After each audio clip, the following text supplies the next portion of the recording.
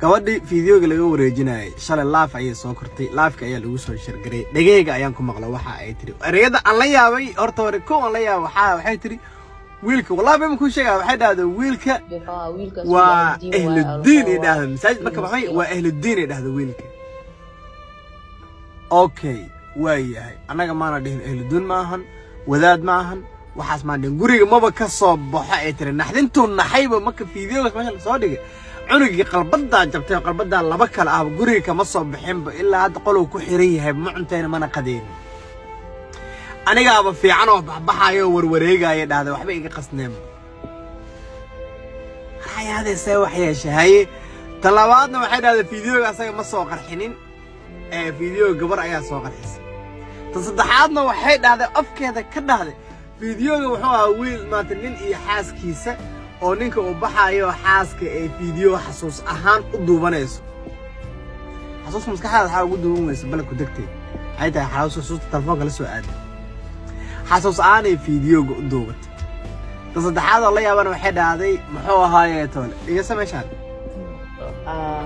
ku xuma horta xanuugooda dhac wax iska qoran ahaayeen tan horta hore like adig ku taala adig kaliya waay ma fahmaysaa adig kaliya oo bay ku taala adig ku xanuujinaysa adig ku xanuujinaynin haddii ku xanuujinaynin alxamdulillah haddii ku xanuujinaysana ilaaha kuu boogdhayo laakiin aniga mid noo taalma waa mid adig ku taalo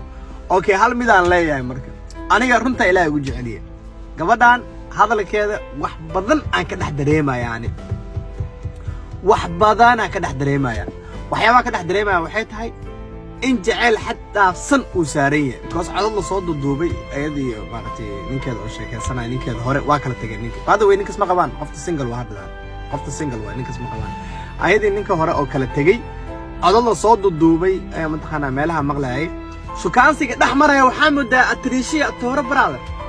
si la isku shukaansanay caadi not sure shukaansi ma aha kaas not sure shukaansi ma I think it's acting I think waxaas waxaa laga keenay meel acting waxaa laga keenay it's like it's way too much so much romantic so much nice words so much you know like all this nice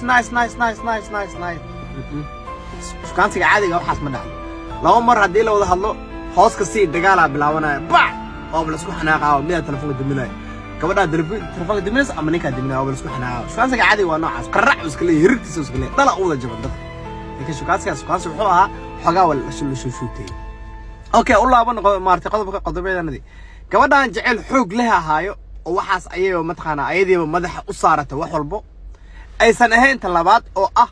Canada ay ka dhex aragtaa wiilkan Canada ay ka dhex aragtaa inay baxday rabtaa Canada ay ka dhex aragtaa advantage in laga qaadanayo aniga aaminsana kuma qaldamay kada bil aadana ahay ba aniga sidaan dareensanahay mise sidaan isleeyahay gabadhan advantage ayaa laga qaadanaya sideen advantage ayaa laga qaadanaya wixii soo kordho waa la wada soconayna waa salaamaya boqortooyo